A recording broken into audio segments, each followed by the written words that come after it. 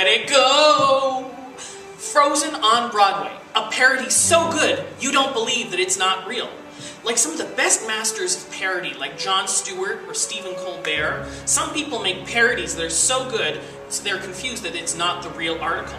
When I started doing my research for a live theater show on Disney's Frozen, I came across this video on YouTube made by some theater people about an ostensibly fake show called Frozen on Broadway. The creators of this short film wrote a Spinal Tap, like behind-the-scenes look about this fake musical. Jokes on this include touchy subjects like Disney's stance on race, gender, and Broadway in general. That Frozen 2 is nearly ready for Broadway.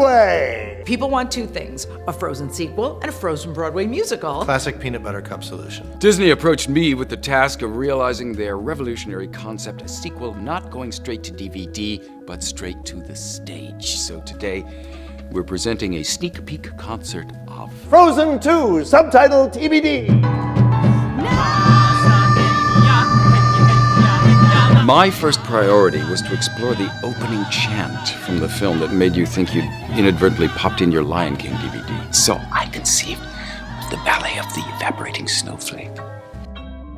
But people did not understand that they were not real. You know, for being a parody, they did a heck of a better job picking someone to play Kristoff than Once Upon a Time did. Good point. I would truly see this if it were real. Lol.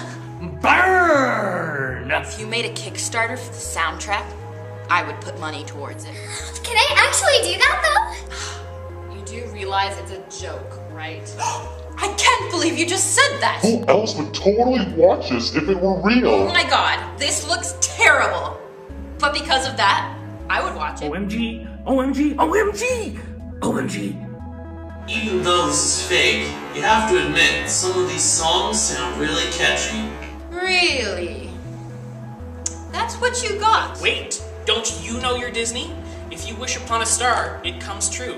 Disney announced on Broadway.com that there will be a real Broadway Disney Frozen musical. I'm not sure this is a good idea. Turning the stage into the sea for Little Mermaid is one thing, but how in hell will Broadway be able to freeze everything? I'm not sure.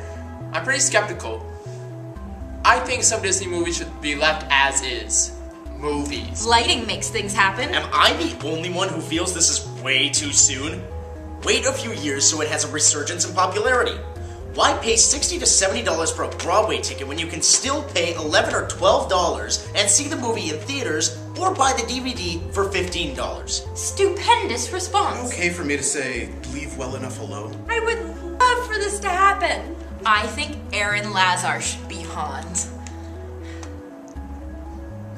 We're just trying to have a serious discussion about theater here. Next, we looked at the Frozen on Ice show produced by Disney Parks.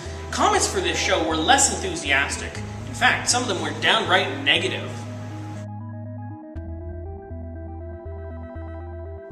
This doesn't look like it's worth anyone's money. The lighting is awful, especially when trying to track the actors, and Elsa's wig is the worst thing I've ever seen. I haven't seen the whole show, so I can't tell how well they've adapted the film, not that they had much to work with. But I assume there are issues with that, just like every time Disney tries to condense a film. I hate the blocking in this. The director, and pretty much every director of a Disney on Ice show, just went for constant movement without thinking about when the movement is appropriate. They're just skating around aimlessly during conversations and other times when that shouldn't happen. It may show off the skills of the skaters, but it's distracting. During the clip of Love is an Open Door, Anna and Hans don't look at each other at all. They're singing a love duet, but half of the time they're nowhere near each other. The choreography and everything shown doesn't even have anything to do with the music or lyrics.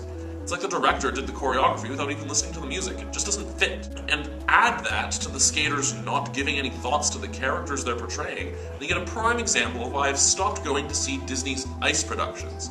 If I want to see the movies, I'll see the movies. Read something interesting or don't even bother. You know, you could have been critical without being so mean. Yeah, that was harsh even by my standards. It's alright, man. It's alright. It's so fascinating to see all of these online communities getting together, talking about their likes and dislikes. Fans of Frozen, Disney, and Broadway all coming together and talking in a civilized manner. This girl is my new BFF. Hi, I'm Naomi. For the opening area show of Disney on Ice Presents Frozen, Nassau Coliseum was really packed considering it was a Tuesday as a school night. But hey, this is Frozen, the most popular kids movie to come along in years, with a frosty setting perfect for an ice skating show. To be honest, the show started off with an unnecessary introduction featuring Mickey Mouse, Minnie, and the Finding Nemo fish, and lots of other Disney characters that didn't have anything to do with Frozen itself. The younger kids in the audience liked it, but I thought they could have cut it out entirely. There were some highlights in the opening though, like when Buzz Lightyear and Woody from Toy Story did a synchronized double flip, or when Prince Eric from The Little Mermaid raised Ariel up into a graceful positioned lift. But once the main show actually began, this Frozen ice spectacle started heating up. The dainty footwork and elaborate jumps complemented the clever storyline that's based on the movie, only with some parts changed around. The movie sets and fake snow appeared so real that it even made the home of the New York Islanders look magical. I'm a Rangers fan.